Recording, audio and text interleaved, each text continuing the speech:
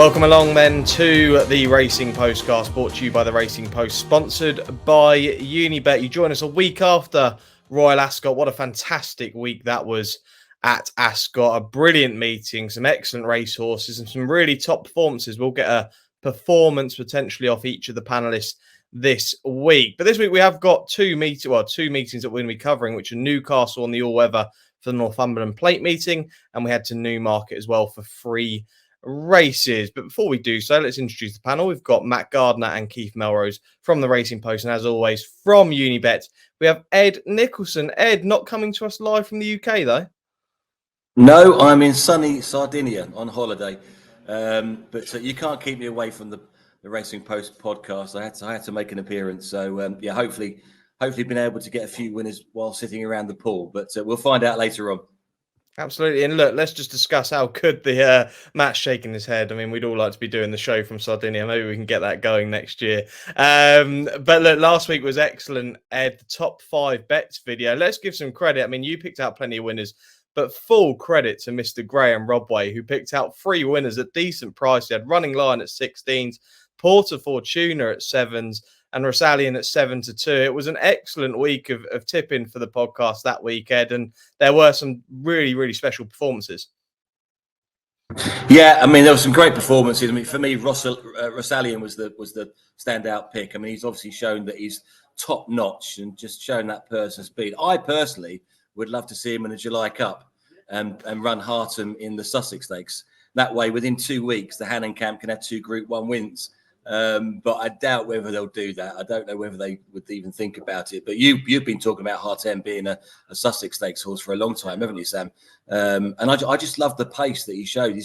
People are talking about him going over 10 furlongs, but I think he'd be a superstar over 6. Reminds me like the likes of Chief Singer and those good sprinters that came from being milers. He's a great miler, don't get me wrong, but he has so much speed. I'd love to see him over 6.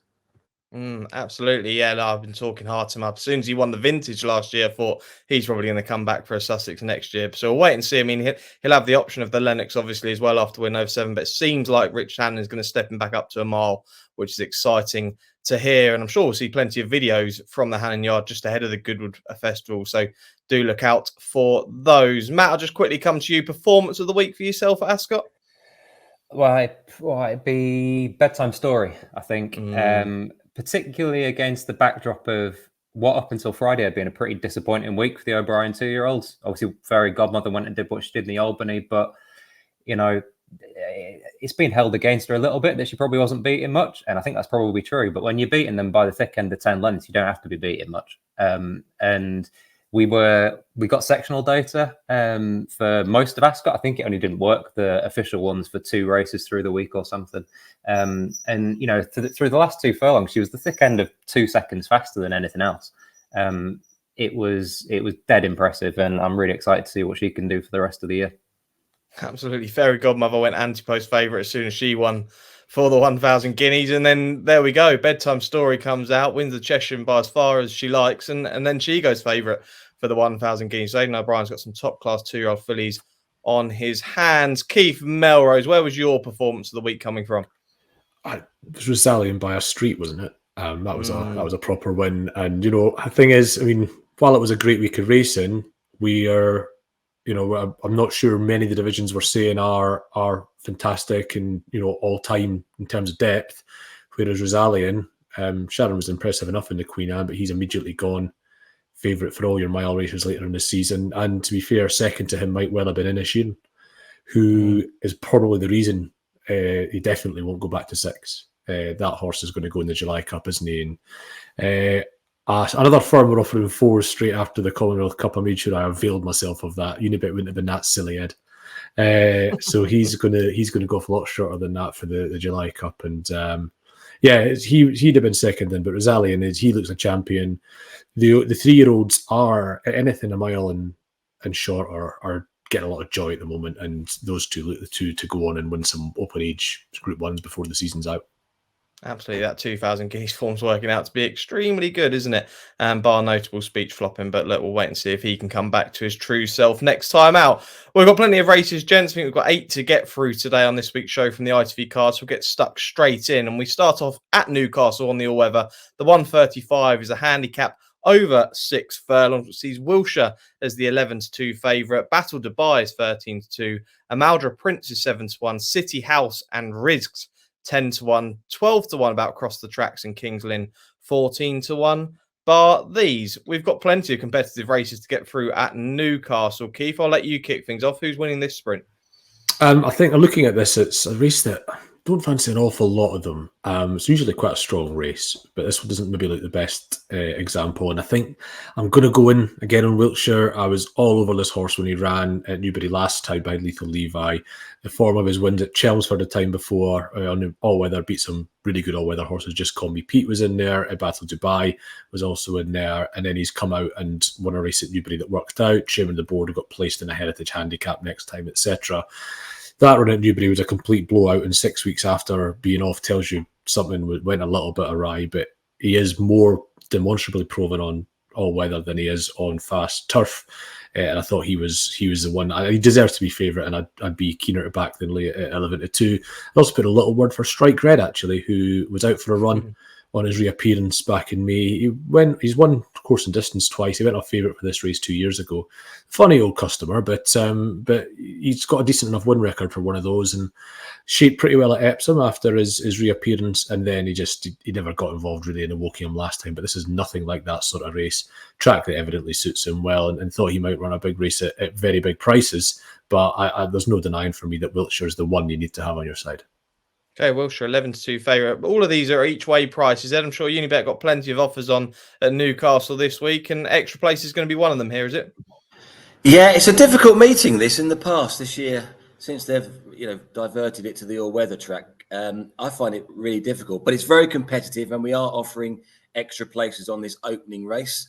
And we're also offering our marquee racing promotion on this first race on ITV, which is the money back if a selection finishes second or third in this race. Full details on the site, terms and conditions obviously apply. I was like Keith, I looked at this race and thought, William Haggis's Wiltshire heads the betting, has a great chance, but I tried to look for something different. And my eye was caught by the Harry Charlton trained Battle Dubai, who's won 3 of his 11 races on the all-weather, and also finished a respectable 4th back over course and distance back in May. I've noticed he's been dropped £3, and he has won off this sort of rating before. You do have to forgive him for coming last to 14 last time at Haydock, which I always can forgive a horse a bad race. So with the extra places on board, I just thought Battle Dubai a little bit more value than Wiltshire was the bet, but I can understand why many people are going to go for Wiltshire. It is a really difficult race, so the extra places will come in handy, I'm sure. Okay, in the Midland Park Racing Silks, Battle Dubai, Fred Nicholson and Matt Gardner got extra places, money back if second or third. Who do you like in this? Yeah, I thought Wiltshire and City House are both really interesting sprinters. I can absolutely see Wiltshire. I haven't got a problem with him at all. City House would just narrowly edge it for me, I think. I was really positive on him after his Kempton win in October. Dead impressive that day. Didn't handle turf either start really earlier this year. I thought he shaped really well back on all weather last time. He got beat by Drama, who we're filming this on Thursday. He runs at Newmarket Thursday afternoon, so we know a little bit more about that. I think he might win at Newmarket actually. And City House he was the only horse in the top 4 to come from behind in that race at Kempton. Drama was always well positioned. He's pretty clearly an all-weather horse, not a turf horse. And the way that he shapes suggests that the stiffer track at Newcastle is really going to suit him. So I really like Wiltshire as well. You could conceivably play them both, I think, but City House would edge it for me. Okay, plenty of mentions for Wiltshire then from all the panel, but yeah, City House for Matt Gardner at a decent price, around 11-1. We move on then to the 2:04 at Newcastle, one of those unusual times we get of racing now. The 6 furlong Chipchase Stakes, and this does look a good race. Kinross is back out after missing. Ascot is 11-4 favourite of Unibet. Spycatcher 9-2. Monsib is 5-1. Al Bashir is 9-1. Ramazan and William Twee are 10-1. 11-1 about Cold Case and Popmaster. 12-1 and bigger about the other three in here. Matt, I'll come to you first on this one here. Kinross, I went back and just wanted to check his all-weather record because I thought I'd find it interesting. As a 2-year-old, he finished 5th in the Vertum Futurity when it was run on the all-weather behind Kamiko. He actually went off favourite that day, and then he has won on the all-weather over a mile at Kempton, but they've been his only 2 runs. Obviously, this is probably going to be better suited than quick ground that he would have got at Ascot. Is 7-2 or 11-4 around a value price, or do you think he's worth taking on? I think it's probably about the right price, but it's not enough to sort of tempt me in. It's not, you've got to look at his sort of record when fresh as well. He's been well below form, certainly the last 2 years. I think they were both at Royal Ascot, so you can sort of excuse that to an extent. He has won after a break before, but it was a shorter break. It was sort of a few months. I'd probably throw a couple in against him. I'd give Al Bashir another chance. I really, really sweet on him for the Wokingham. If you didn't catch his performance in that, I'd definitely go back and watch it again because he got absolutely mullered in the run. Just, no room whatsoever. His 2 wins here, you could make him a group horse. Absolutely. He was really impressive. There's an argument anyway that he was better on all-weather than turf. The BHA handicapper certainly thinks so because his turf mark's a lot lower than his all-weather mark. So I'd give him another go. I'd also throw in Willem Twee, who looks a really progressive all-weather sprinter over the winter, almost winning sort of despite the relative pace biases. They kept him fresh for that catchy stakes, but he probably needed the run, actually. It was about 3 or 4 months he had off. He didn't really handle it back on turf last time, but again, sort of like City House, I think a well-run, stiffish test at this track is really going to suit him. So a bigger price, I'd give him a go as well. Okay, there's 2 decent prices there to take on. Kinross, Al Bashir and William Twee for Matt Gardner. Keith, I'll come to you on this one. Kinross, taking him on? Yeah, I think so. I thought that was the one thing that I thought about this race. He was probably the wrong price. I thought he was too short. I could see, because the thing is, what if Rafe Beckett comes out and says, lad, you can have the firstborn in this being hard fit? What price is he? And he is quite a wee bit shorter than 72. So, but all the evidence points against it. He was in the Jubilee Stakes last week, got pulled out because the ground was too fast. He was in the Criterion Stakes today and could have run there instead. They're just getting him started. There's no doubt in my mind that's what's happening here. And at 72, you're taking the chance that he's just so much further clear of these that he'll win anyway.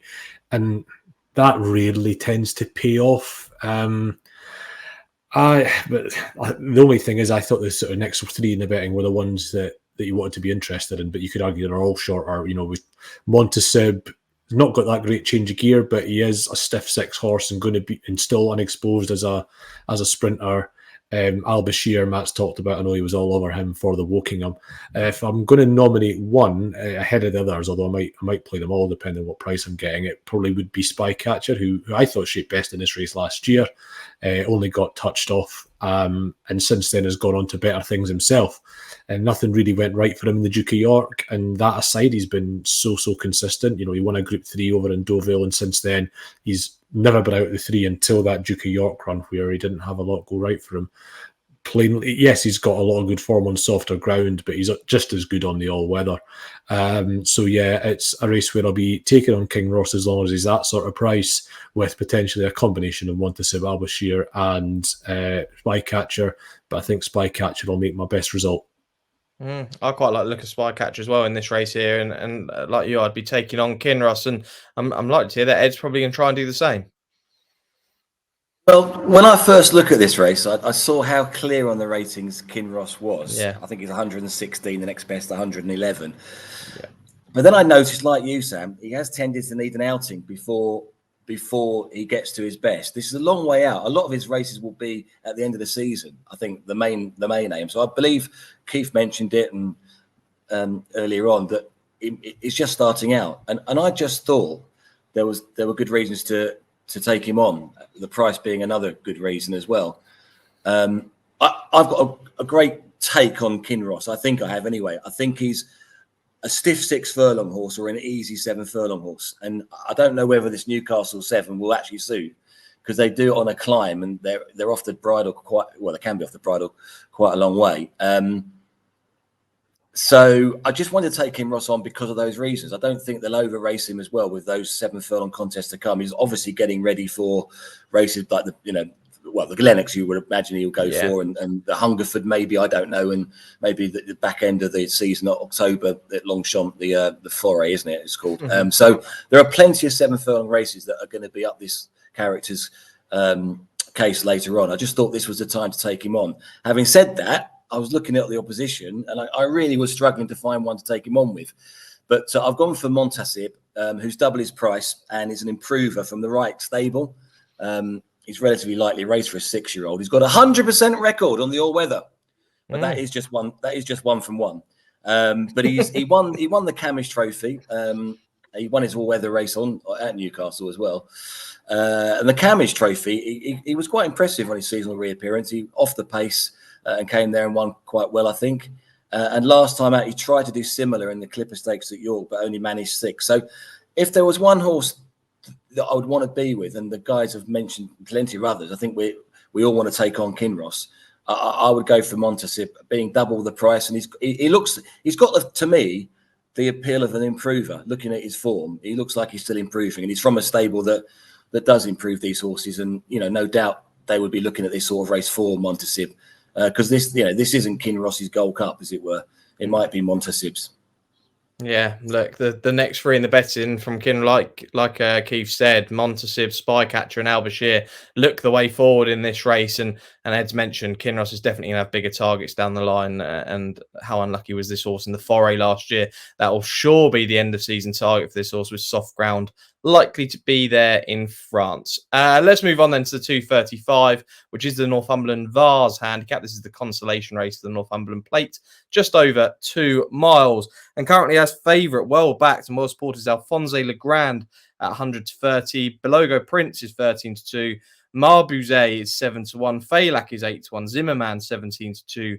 Chile is 10-1 along with Pons Alias, and 12-1 and bigger the rest. And Ed Nixon, these 2 big staying handicaps in Newcastle, sure to be extra places. Yeah, extra places. If we can't give extra places on these races, I don't think we can ever give any extra places. I mean, they really are quite difficult races. But Northumberland Plate, I have a strong selection, but in this race, I really haven't got a clue. I found it impossible. Just a tentative selection would be Have You Missed Me, who's won over course and distance. 2 runs ago, finished second over course and distance, carrying 10 stone. But yeah, it really is a tentative selection, and that's about as much as I can say. Okay, no worries with that. Yeah, tentative selection. There's plenty of racing ITV. You don't have to bet in every single race. The MO here at the Racing Post and Unibet is do gamble responsibly. Keith Melrose, to you. I know you've got a strong fancy in this. Yeah, I do. I mean, I had a look at this race, and I looked at Chile at first, who, Ellison in these races got a good record at Newcastle as well, this horse, and thought he might be quite interesting. He's not proven necessarily as a stayer, whereas it's like Alphonse Legrand is really obvious, but you watch his Dundalk win, you watch his Chester win, that horse isn't stopping. That horse is going forward at a rate of knots and isn't going to be stopping improving for a while yet. Obviously at Dundalk, that means he's proved himself as an all-weather horse as well as winning a big-ish handicap. It was a consolation for the Chester Cup, and this is a consolation for the Northumberland Plate. Obviously a stable change. Tony Martin warned off at the moment, so it's Cathy O'Leary, who's his sister, I think, that's training him, and Holly Doyle's up. She obviously has won the Plate in the past. It's basically coming across, booking the best jockey available. They had Buick for Chester. They've got Holly Doyle now. And this horse just looks to stand out a little bit. Also drawn 12 as well. I'm not sure quite if it tallies when the field's slightly smaller, but as we'll get onto in the Plate, wide draws are really beneficial. And here he's 12 or 14. So just loads and loads in Alphonse Legrand's favour, and thought he was justifiably a shortish favourite in this race. Okay, there we go. Alphonse Legrand then on the hat-trick bid. Holly Doyle taking the ride. Like I say, it's around about 3-1 with Unibet. Matt Gardner, have you got a fancy in this? Yeah, nothing strong, to be honest. I did think, like Keith mentioned briefly, I thought Chile was interesting. It's just really surprising that he's only run beyond 1.5 miles once. you look at his profile and the way that he shapes, he shapes probably like a mile and 3/4 horse is probably what he wants. This is obviously 2 miles. It's a step into the unknown in that sense. He sort of shapes like he should be a stayer. Sometimes the races on the round course at Newcastle can turn into, you need a little bit of pace as well. That might just help him a little bit. It's also, he's rarely kind of run in his appropriate pay grade. I think he's spent most of his career in sort of 0 to 90 plus races.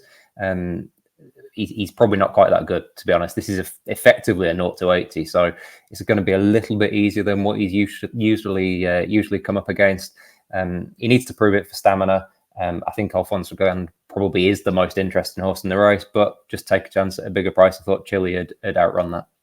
Okay, Chile for Matt Gardner. We now move on then to the actual big race in the Northumberland Plate handicap, coming at 3:10. Again, same trip, just over 2 miles. And Trooper Bizday, Holly Doyle with the favourite here once again, 13-2, One Smooth Operator and Duke of Oxford 15-2, 17-2 about Zoffy and Grand Providence. Yashin is 9-1, Spartan Army also 9-1, Tashgan 12-1, looking at bigger the rest of the field. Ed, to you again first on this one. You didn't have a strong fancy in the last race, but you say you've got one here. Yeah, extra places. First thing to note for the Northumberland Plate, plenty of runners. The draw, as Keith is probably going to go into, so I'll leave that for him to explain. But it does. It's a strange one over the extra distance that they run over here. But it's all to do with how quickly they come to that first turn. But I've gone for a horse that's drawn around about 10. Halfway through. Beware of Sir Mark Prescott staying handicapper at your peril, especially an improver one. So I'm going to go for Trooper Bizday, which is far from clever. I think most of the population of the betting public will go for him on Saturday. But he's won his last 2 races fairly easily. Seems to be running ahead of how quickly the handicapper can put him up. He's running off 90. His style of running suggests there's more to come. He won really easily at Pontefract over an extended distance last time. And for me, great booking, Holly Doyle, who I remember riding Trushan, who I think broke the weight carrying record, didn't he, when he won this race a few years back. That was a fantastic race. I still don't think it got the plaudits it deserved. It was an amazing run. But anyway, let's talk about this year. I think Trooper Bizday would definitely have chances on what he's shown before.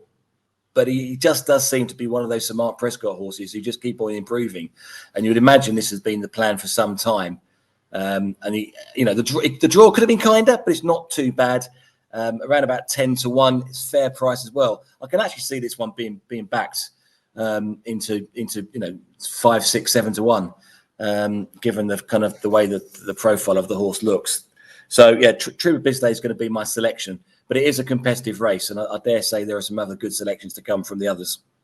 Yeah, well, I think the support's already come. Ed, you mentioned their 10-1 has just been backed off the boards. 9s, 8s, 7s. Unibet now 13-2. The money has come, and no surprise there. Just remember, Sir Mark Prescott last week at Ascot, the Ascot Stakes, he won with Pledge of Allegiance and a big staying handicap there. So there will be support for this horse. Well, Sam, that's amazing because it was 10-1 only a couple of hours ago. I mean, that is incredible. The support's come. Yeah, it's the Ed Nicholson factor that. Keith, I'll come to you because Ed did mention that you'll talk about the draw here for a race like this. Please tell us more. Yeah, I mean it's not. It's just a quick sort of run on it. This race got transferred to the all-weather 2016, and we've had 8 runnings on the Tapita, and we've had from that time horses drawn in single-figure stalls. They've had about half the runners, and they've only had a quarter of the winners and a quarter of the placed horses, which tells you plenty about they're probably achieving about half what they should, which is poor, and you want to be therefore erring towards those that are drawn a bit. You want to start from around about where Trooper Bizday is drawn, and go wider if you will, because I didn't do the figures when I was looking this one, but I'm sure 15 and higher has like a really good record as well. It's not just that the low ones are bad; it tallies for the ones that you go very high as well. I've come down with Spartan Army, who has still not had many goes in the flat for Alan King. He's only had like 4 or 5 flat runs for King. The first 3 of them on the all-weather, he won them all. Just really progressive early in the year this year, and finished third here in a Good Friday, I think, and it was, and since then has just had a go at Newbury to keep him going, because you know this will have been the race for him. As soon as Alan King's got a staying flat handicapper, they're turned to this race. We've talked about Trushan, but King also won this with Who Dares Wins, so he's won 2 runnings of this race since it's changed to the all-weather, and just it's a race he tends to target. Spartan Army looks exactly the sort of horse he'd do that with. He was bought, I think, for jumps, but has been a much better flat horse for them since he's campaigned in this sphere, and drawn on 18, just got loads going for him. Okay. Ed, what, you got something to say on that? Yeah, no, it's just interesting. Alan King, I met him at, or saw him again at Royal Ascot, and kind of talked to him about his dual purpose stable, and just saying, look, you know, obviously you've got loads of flat horses now, but you'll always be known to me as a jumps trainer. You obviously prefer jumps to flat. And he said, no, he prefers flat to jumps. And I've never heard that before. And apparently he said that his hero when he was growing up was Henry Cecil. Which I have not heard those 2 facts. So I just thought I'd throw that in. It was quite interesting to me. And then I tested him a bit on his Henry Cecil knowledge. He knew it so well. He knows everything about Henry Cecil in the 80s and 90s. He'd be on Mastermind. He was so good. I think Gary Moore said a similar thing about preferring the flats to the jumps. I think I've heard that before, and you know, probably with the amount of money that you can get through the flat game, that might be a part of the reason to it. Matt Gardner, to you, then you're the final selection in the Northumberland Plate. Who do you like? Yeah, I'm gonna respectfully ignore Keith's very well thought out draw information because I like Yashin, who I think is in box 1. He you know, it's obviously increasingly significant, isn't it, that draw angle? But I think he's just an interesting horse. His mark of 105 is sort of stiffish on the face of it, but in these top end handicaps, it tends to matter a little less, where kind of raw ability generally sort of tends to shine through. He's been pretty like the race throughout his career. He's been a bit hit and miss, to be honest, but I think stepping up to this trip for the first time is really going to suit him. He was a running on 7th in the E-Bowl last year. He hasn't tried it yet, but he's quite often shaped like he wants 2 miles. It's pretty encouraging, I think, both starts this year. He ran in the Savile Beg behind Kiproth last time. He's a little bit short of that kind of sort of Group 3 company stay where the better stayers tend to drop in, whether it's, you know, first time back for the year like Kiprios was, or whatever it might be. He's not quite that good, but I think he might be good enough to at least run well off a stiffish mark, trying that trip for the first time. The Harrington Yard, the yard form's cooled a little bit this month, but they're still going pretty well, and they were absolutely flying last month. It has just drops off a little bit, but they're still going pretty well. And like I say, I think the trip angle is potentially really interesting with Yashin. I was gonna say, that's just think to add on with the stats, because Matt does talk about this. You know, it's quite a well-known and famous trend that wide in the Northumberland Plate one, and yet at the same time, these horses drawn on the inside get about half the place finishers they should. You know, and still get a significant proportion of them. And I've just been previewing a race for Friday on the 5 furlong track at Newcastle, and there's a lot of noise, and even in quite strong trends, there's a lot of noise in there, you know. So when people look at trend stuff, I always say to people, it's always just a guide, isn't it? It's always never. It's not like you can't win from one in a Northumberland Plate, you know. So it's one of these things when people talk about trends, I always get a bee in my bonnet about, to be honest. It's always got to be done, and especially at Newcastle, because as we all know, anybody that's done any betting at Newcastle knows that place can just flip on a dime. I always think it's the wind as much as anything there a lot of the time. But yeah, it's a track where you can do anything advisedly. Okay, right. Well, Yashin's going to be the selection for Matt, and like you say, Jesse Harrington. There's a few weeks back, just everything she was sending out seemed to be winning, and I think the horses are still running well. I don't think the strike rate's quite as good anymore, but they're definitely running well. Watching a lot of them, so yeah, Yashin, a selection from Draw 1 in Northumberland Plate for Matt. The final race we look at from Newcastle is the 340. This is a 7 furlong Class 2 handicap, and Giant has been well supported here for the Richard Spencer Yard. 4-1 favourite. Local Hero 6-1. Gray's Monument and Make Me a King 15-2, along with Baradart 15-2. Zip is around 9-1. Leomarty Dreams is 9-1. United Approach 9-1. Double figures about the rest of them. And extra places once again, I'd imagine, Ed? Yeah, extra places for this handicap over 7. I'm going to go for Zip. He's done us a few favours over the years. Course and distance winner. And it is a competitive race, and it's not a confidence selection, obviously. But the 8-year-old Gray has won 4 of his 21 all-weather races. Obviously, it's going to be too fast on the flat now for him. Prefers a slower surface, and this is going to be a perfect race for him. I think he has got a bit to find. He hasn't won for a long time, but he has run well on the all-weather. The last time he ran on that surface, I think he came runner-up off this kind of weight, but off 87 in a class 3 a few 2 runs back, I think. And he runs off 86 today, but he's also won off 87, 89. So he sort of wins off this sort of mark. I think he might get the run of the race. He might not. I'm not too sure, but around about 10 to 1, I thought he was worth chancing. But he's, again, far from a 5-star selection, but I'll give Zip another chance. Yeah, it's difficult to have a 5-star selection on a day like this at Newcastle, but Zip for Ed Nicholson. Matt, to you then to finish us off at Newcastle. I think the one that's got the most potential is United Approach. He's a very likely race horse. He's probably had his issues, to be honest. He was impressive at Doncaster in, I think, April last year under Billy Loughnane, who was claiming £5, which probably says as much about Billy Loughnane as it does the amount of time that's passed, to be honest. But he missed 13 months, and then he shaped both well and not so well at Newbury, I thought, last time. He's a pretty keen goer, and he ran on in the style of a horse that'd want to go up in trip. He did hang a little bit under pressure, which I think might have been the ground. It was pretty quick that day at Newbury. He's been really keen over 6 furlongs. He's only raced over 6 furlongs so far, but he's bred to stay like a mile and a quarter. He's got the style of one of these horses that I think is going to take really well to all weather and maybe be best on it. You find these horses that tend to be a little bit buzzy. They settle down a little bit better, a little bit, well-run race, stiffish track at Newcastle. I think that could really suit, so long as that sort of hanging doesn't develop into anything more serious. But he's lightly raced enough and unexposed enough, I think, to persevere with him for now. Okay, yeah, and James Tate's horses do so well on the all-weather. Keith, you're going to give us our final selection in the first half of the postcast. Yeah, Matt's teed me up nicely mentioning Billy Loughnane, because I sort of fancy the horse he's riding in this race. We've got a horse, Baradar, who everybody will know, famous for winning a couple of good races, sort of middle to end of last season at Ascot and Doncaster. This is his all-weather debut, but if there's any tough tracks that translate to all-weather, it's Ascot straight course and Doncaster straight course. And he's a sort of horse that he maybe finds 6 a little bit sharp. Doesn't stay a mile, but that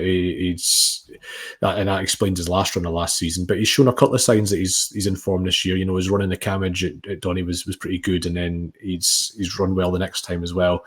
Last time we saw him, he ran at Ascot last week, and he poor in that race. This is a lot easier. He's back to the sort of mark where he won at Donny at the Ledger meeting. That was a 50 grand race, similar sort of value to this one. And I thought he was fairly interesting. On the fact that his all-weather debut might not make people inclined to take a chance, but I'd say it might be just right for him. Okay, Baradar, Keith Melrose with a man full of confidence in Billy Loughnane aboard. So there we go. There's all the selections from us from Newcastle. Shortly after this, we'll be looking at 3 races from Newmarket. Get 50% off your first 3 months in the Racing Post Members Club.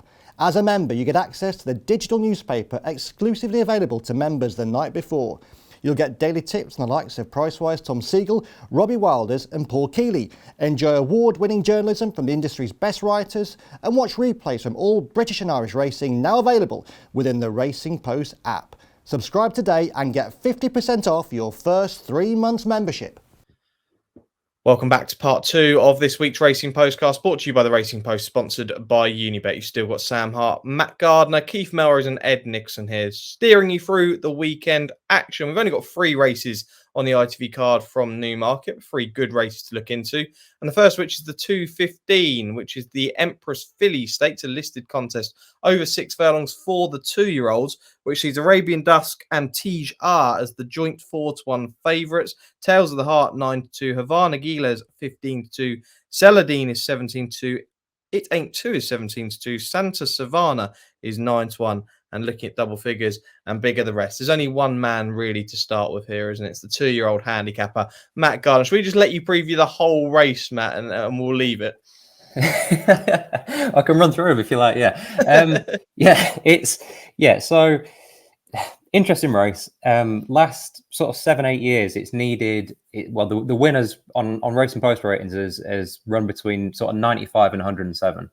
TJ, who sets the standard on that Wood Ditton form, is rated 85, which it says loads about the 2-year-olds this year. Like heading into Ascot, they were miles off what they'd usually be. Coming out of Ascot, most of them still are, to be honest.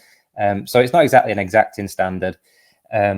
She did beat Rashabar at Chester, but I thought Rashabar shaped a lot better than her that day. And the Wood Ditton form, the second and the third, Megalithic and Tanager, haven't exactly done that much for that since. They both ran at Salisbury yesterday and got beat. There's plenty of sort of once raced winners coming in here. Tales of the Hart, Santa Savannah, Miss Nifty, Sunshine State. You can make a case for Celandine, I think. She's tied in with Poutin from Windsor. I think Poutin might reverse that form, to be honest. I thought she shaped pretty well that day. The Chriswood horse, whose name has just slipped me, Arabian Dusk. She was really, really well fancied on debut. Pretty green.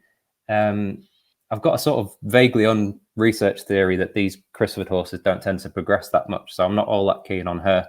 I thought Tales of the Heart was ultimately going to be by some way the best of these. She's bred to be really sharp. She's a sister to a Flying Childers winner.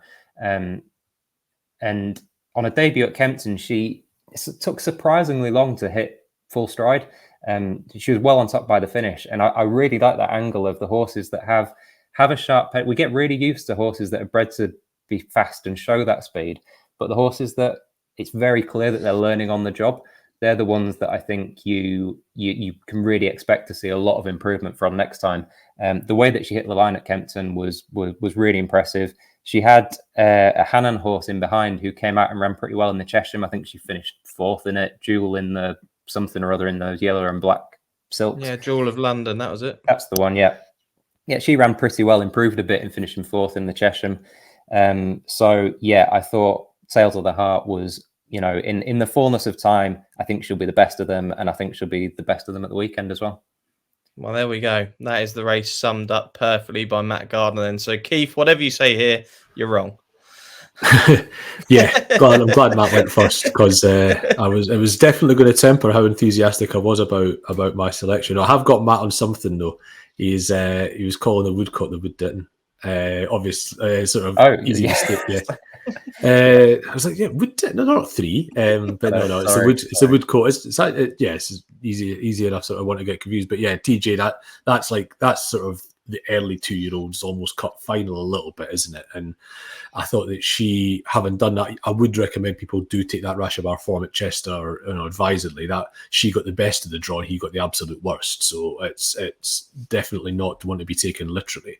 But she did beat him beat him by daylight. So she wasn't terribly far off where he was at that point, and has since improved again. She looks battle hardened, just got a lot going for her. I thought she was a really solid, but because she's a solid one, because she's a hard one, that's often code somebody sitting in my position were going, well, something could improve past her, and Matt thinks he's found one of them. So I would defer to him on this one. But I thought TJ, if you're doing play spots, or if you're just, she's a very solid option at the top of the betting. Okay, TJ for Keith Melrose, and Ed Nixon finished off in the 2:15. Yeah, I concur with everything Keith said. Matt's the man to listen to rather than me on this, but I also agree with Keith in that I fancy TJ. I actually thought, on what we've seen so far, which is obviously not a lot, and if we are looking at horses in this race, we're looking a lot on what they could do in the future, obviously. But TJ's already put in 2 decent performances. A winning that Chester performance, I thought was pretty good at the time, but in retrospect, it looks better with the second having won the Coventry. But I note the draws. But then winning the Woodcote, the Woodcote's always won by it's usually won by a good horse. I'm sure the Woodcote used to be a listed race, but it's a conditions race now. So she doesn't have a penalty here. So she's running, she's the most. There's not one horse in this race, filly in this race, that has more experience than her, which can be a positive and a negative. Maybe the other horses will improve past her, and she is top rated. I noticed the Racing Post ratings actually do have her on a kind of higher rating as well. I just thought she was a fair price. What price is she, Sam? Is she 4-1? Yeah, looking at 4-1 joint favourites with Arabian Dusk at the moment. Yeah, I thought that was a fair price because we know she does it. We know that she's prominent. She runs prominently, but she can also be taken on and still come back. Yeah, I just thought TJ at 4-1 was a fair bet, but I do bow down to Matt's experience and knowledge on 2-year-olds. I wouldn't be anywhere near him. Okay, so there's 2 votes for TJ, and I'll give 2 votes to Tales of the Heart just because Matt's tipped this horse up in a 2-year-old race. So there we go. Let's move on then to the 250. We've got a small field here. First time we've had a small field for a while on this show. 1.5 miles is the Fred Archer Stakes, a listed contest, which sees King of Conquest as the 6-4 favourite. Imeric is 7-2, Crystal Delight 4-1, Kamari 6-1, Deauville Legend 11-1, and Verbier at 12-1.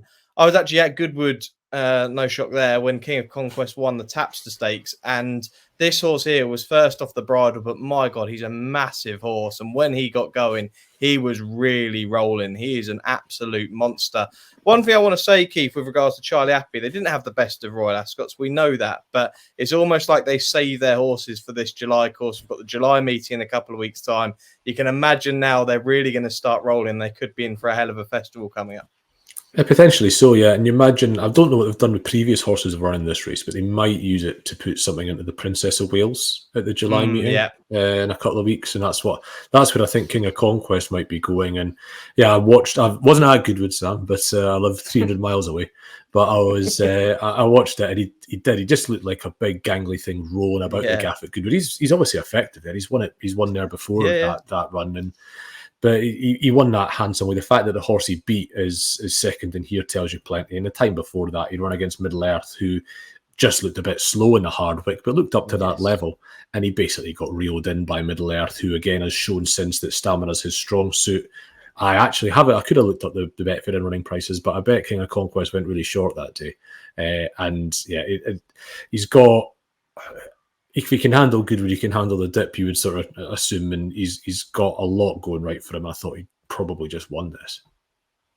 Yeah, it looks a fairly solid favourite by the looks of things. And Ed, I don't know if you're in agreement. If there's ever going to be a hat-trick horse this week, it could be this one. Yeah, King of Conquest looks a good thing to me. What are the odds at the moment, Sam, on this? 6-4 currently on the favourite. 7-4 when I looked in. I thought it'd be nearer 11-8, 5-4 come the off.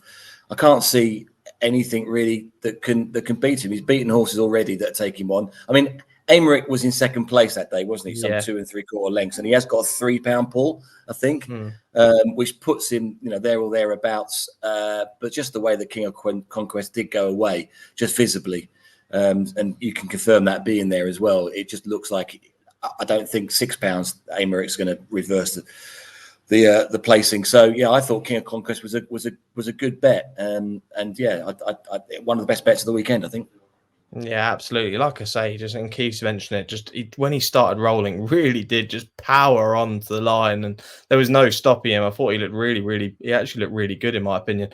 Matt Gardner, you're the one that could make it a hat trick. The question is, are you going to? No. I knew it was going to come. Yeah. It's tempting, isn't it? I don't think America will reverse that form, even with that pull at the weights. My only slight niggle with him is that a couple of times last year he looked a little quirky, and I know it was Goodwood, and like Keith said, he was hanging all over the place and stuff, and he was for a horse that I think he won a few races last year, and then. He almost just, I don't know, towards the end of the season, he looked like he was just starting to go the wrong way to me a little bit. And he's just not the sort of horse I think that I'd want to be placing all my faith in at a short price. I like Crystal Delight, who has to step up in grade, obviously. His handicap form isn't far off this level already. It sort of more than entitles him to a crack. Really impressive at Epsom and York. I think potentially key to this race is that he was the only pace angle that I could see. He's made all at Epsom and York, and they can be hard to reel in on the July course. And once they get kind of rolling down into that dip and then up the hill, you have to see it out strongly. You know, it's like the same on the Royal as well. You got to see the trip out, but you can just get like a little bit of a breakdown into that dip. He's obviously done really well since joining Harry Eustace. Physically as well, you know, last year he looked like the sort of horse that had more to offer. He's kind of developed, like delivering on that now. And there's nothing really to say that he shouldn't be capable of running up to this level. So with maybe small attitude questions about King of Conquest, I'd take the sort of up and comer, I think, at a bigger price.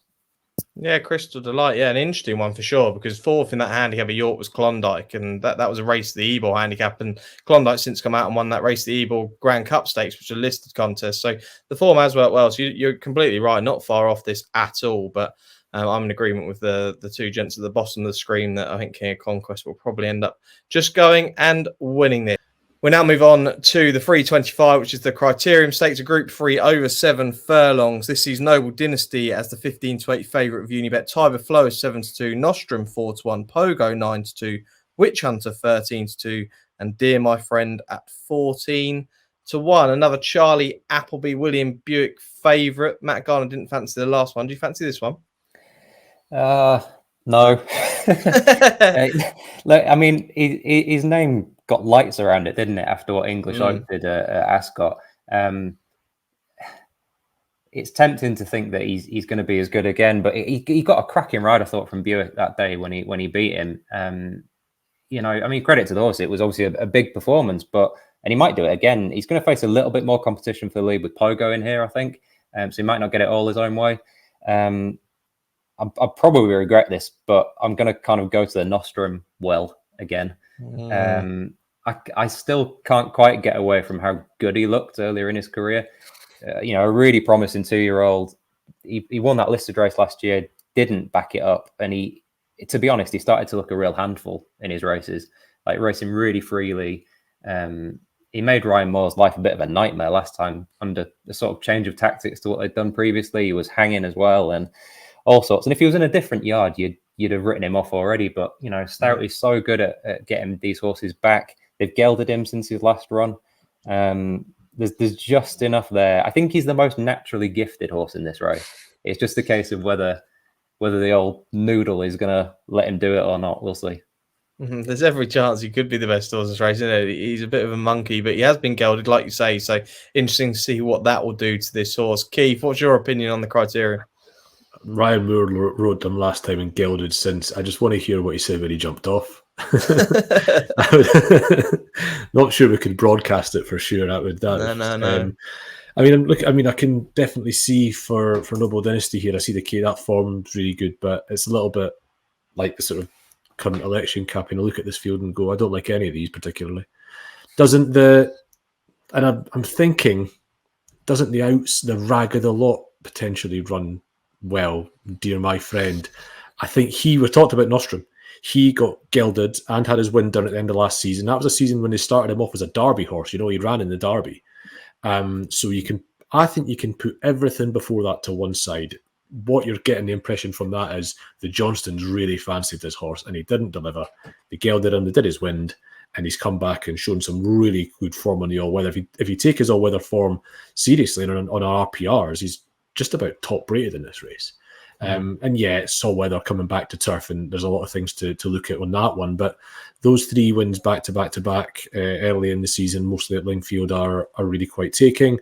I had a quick look at his stride patterns actually, and he strides like a very good horse. He's got a very long stride, and that's maybe where the sort of reputation comes from a little bit. He might show that ability at home a little, and I can excuse his last run. You know, he ran in the Lockinge, but he was right on the wing of that group, and it was a Group 1. You know, ultimately, this is a much lesser race. We don't know how much speed this horse has. We can infer that he's got a lot of class and that he's now started to finally show it. And in a race where, you know, favourite aside, I wouldn't be that mad keen on any of them. I thought a small bet on him at double figs in a race where you can pick holes in a lot of them was the most sensible way in for me. But as I say, it would be a fairly small bet, but, you know, one of those where you think this looks like a bit of a Hail Mary, but one that I kind of fancy. There are certainly some question marks around a lot around. I can see it there. Dear my friend, yeah, around about 14-1 shot of Unibet. So not a bad in each way play. You get 2 places. It could just be a win bet. I don't know how people want to play it, but yeah, big price in this field. Ed Nicholson, you're going to finish us off in the 325. Yeah, I'm a big fan of Pogo, but I'm going to jump off him this time. I've tipped him a couple of times on the podcast, but I've got a real strong fancy here, and it's with Witch Hunter from Richard Hannon's camp. We've spoken to Richard already about his Saturday runners, and that blog will file shortly from when this video goes out live at 7 p.m. on Thursday. But he said Witch Hunter's come out of his race fine. He takes his racing really well. They don't think there's much difference between 7 furlongs and a mile with him. He came 4th at Royal Ascot last time in the Queen Anne, obviously a Group 1 race, beaten 6 lengths, but it was a Group 1, and Sharon beat most of them by a distance. I just think that was a great run. That's probably his best run ever. He was 40-1 that day. Richard Hannon very kindly did a video for us every day of Royal Ascot, and he actually said in his video he thought maybe this horse is outclassed here. The best they can hope for would be a place. That's basically what he said. So I think he wasn't fancying his chances, and the horse in his blog this week he says he was absolutely thrilled by that run. He ran well in the Lockinge, didn't he, when he came 3rd, running on off a fast pace. I think he'll get the same here. I think there'll be a fast pace, and he can run on off a fast pace and perhaps nab it. Hannon's in form, as we know. I think he's a better horse on faster ground than he is on softer ground. I think a fast run 7 furlongs is ideal, and around about 13-2, thought that was a fair price. The only thing you're going to have to forgive is his run in the John O'Gaunt at Haydock when he came almost last. Went off 7-2 favourite. There's a couple of those horses, including Pogo and the winner, Type of Flow, that take him on again.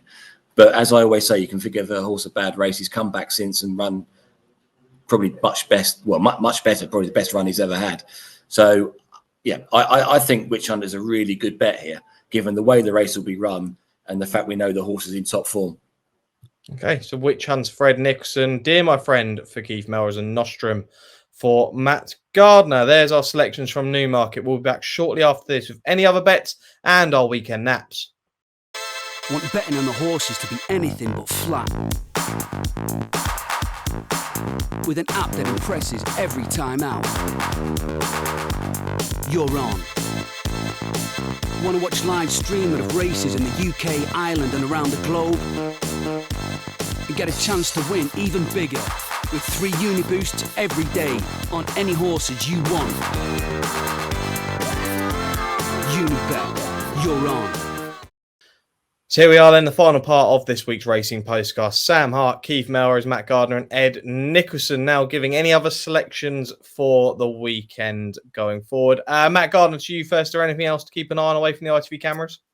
Yeah, 425 at Windsor is a 6 furlong sprint. A horse that I think he's in better form than he's looked so far is Spring Bloom.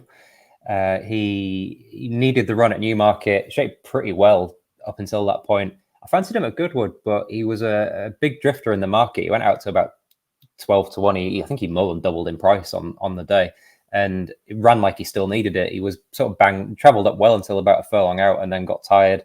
Good record at Windsor. I'd probably prefer to see him at 5 than 6, but he does stay 6. He's potentially chucked in now, and this is the first time he's been in a 0-80 since he won at Windsor, best part of 2 years ago, I think it is. So. Yeah, I think he's sort of waited to run a big race. Okay, there we go. 1 for Windsor then on Saturday. Keith Melrose, anything from you? It's quite annoying, Matt's put out Spring Bloom. I've been waiting for 5 and potentially Newmarket for that horse. I did note he was running, and I thought, oh yeah, was today so I didn't quite go for it. But no, now Matt said I'm probably going to end up backing him. That's quite annoying. 2 for me. I've got 1 in the 550 at Donny. This one doesn't take much finding, but thought Mythical Phoenix shaped best. I get Chester against Hyperfocus last time. Hyperfocus gained about 3 lengths leaving the stalls. I don't know how he did it.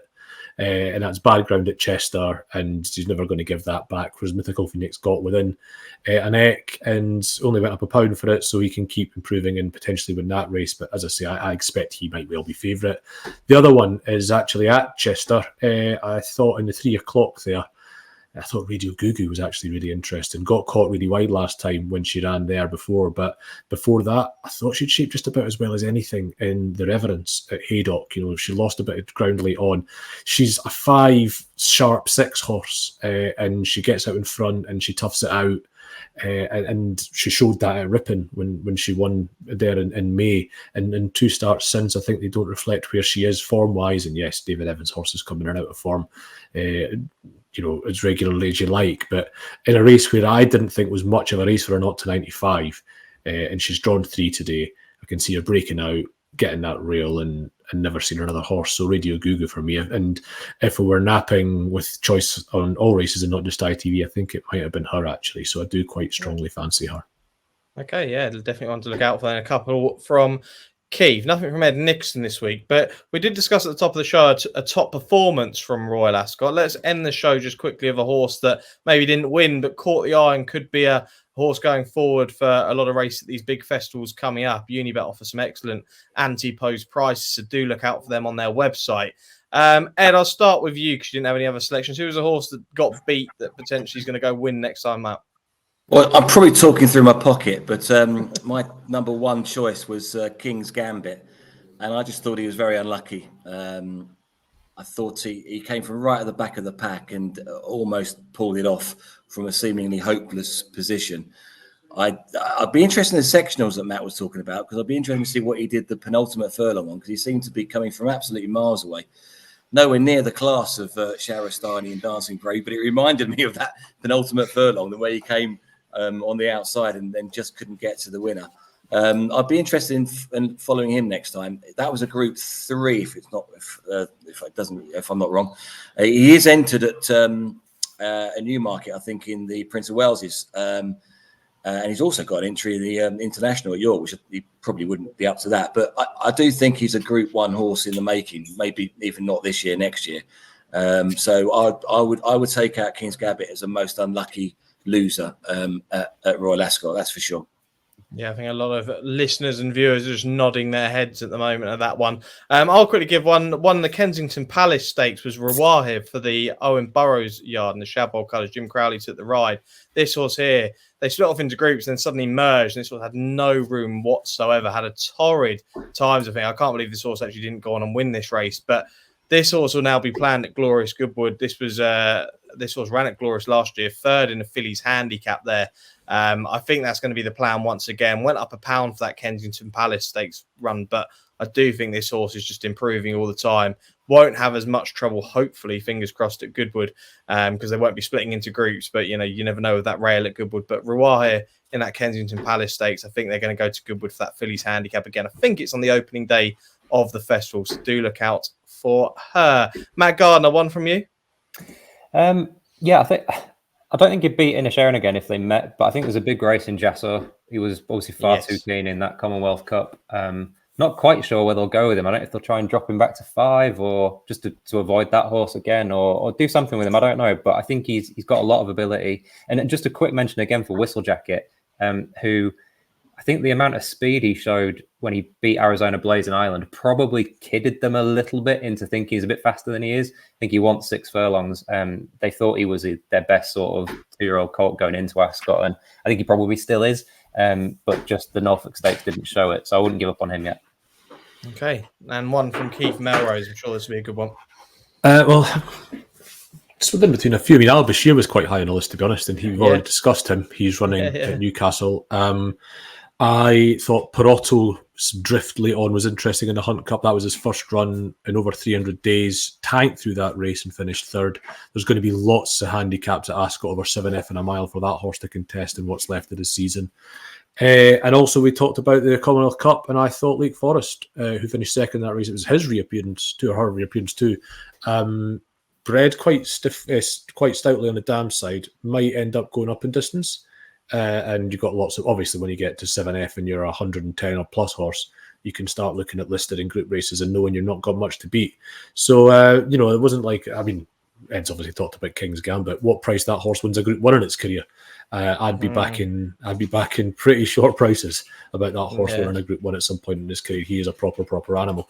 But yeah, so I would look at those, and I would, none of them were particularly hidden, but they're all horses that I'll be giving a good look to next time. Yeah, there's plenty to look out for, and Unibet have, like I say, have some excellent anti-post prices. Ed, you might have a word to say on the price of Unibet for anti-post races. Yeah, well, I mean, generally speaking, we kind of touched that area. We do try to price up as many races as possible. I think Keith actually wrote an article about each bookmaker and what their pros and what their cons were some months ago, and one of Unibet's pros was that we probably offer the best anti-post market out there, and our traders do actually take a great interest, so much so that if anyone I shouldn't say this because they'll get everybody going on now, but if we do get an ask for a horse on Twitter for a particular race, we do ask our traders to price it up if possible. Can't always do so, but generally speaking, we do try to give prices on as many horses as possible. Yeah, definitely the case. If you've got a bet, you think, oh, I'm not sure there'll be prices on that. If there's going to be with anybody, it will be with Unibet. And the reason I like it is because at that point, you've not got a bet for a market to go off. You've not got anything else to go off. It's literally mano a mano. The trader will give you a price and you make the call whether that's the price you want to be going in it or not. Okay, so do look out, unibet.co.uk. You can look at all the anti-post markets there. Right, it's nap time, gents. The best bets of the weekend. As always, I'm going to kick things off this week. I'm going to go with King's Lynn, that 135 opening race at Newcastle. I think this horse has a right chance. Ran on the all-weather 2 starts ago here at Newcastle, finishing 3rd behind Misty Grey. Now, Misty Grey's a really consistent sort, but since then, ran in one of those Sunday Series races, finishing 4th behind Desperate Hero for the Jack Shannon yard. But the second American Affair for Jim Goldie's since come out and won easily. Marine Wave was 3rd, since come out and won easily. And King's Lynn's been dropped to a mark of 92.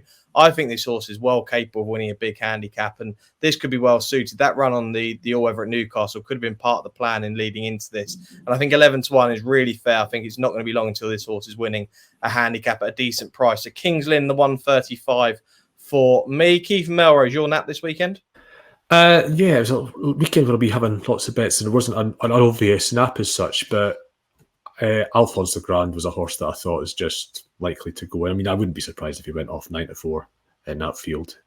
So yeah, Alphonse the Grand for me would be the one. Alfonso Grand, that's in the Northumberland Vase handicap at Newcastle. Matt Gardner, to you. The 2-year-old filly, 2:15 at Newmarket, tells of the Hart. Yeah, Tales of the Heart. That was an obvious one there for Matt. And Ed Nicholson, you're going to finish us off with the naps. Yeah, the Criterion Stakes at Newmarket, 325. Just think everything's in the favour for Witch Hunter to run a good race, be a fast pace. He's rated around the same level as all the horses in the race, but I think the way the race will be run will really suit Witch Hunter, who showed himself to be in great form by coming 4th in the Group 1 last time. So Witch Hunter would be the nap. And there we go. There's the naps on screen now. You can see all the prices with Unibet and all the racing selections there, and they will be boosted at the time of upload of this video / podcast. So do head to unibet.co.uk to get hold of those boosts. As always, and a big thanks to the gents for today, Matt Gardner, Keith Melrose, and Ed Nicholson. I'm sure you'll see them back once again soon. We'll be back again next Thursday. It's the Eclipse next week, the return of City of Troy. Really looking forward to hearing the thoughts of Ed Nicholson and my guest next week. So do tune in 7 p.m. next Thursday. As always, enjoy the racing and do gamble responsibly. We'll see you soon.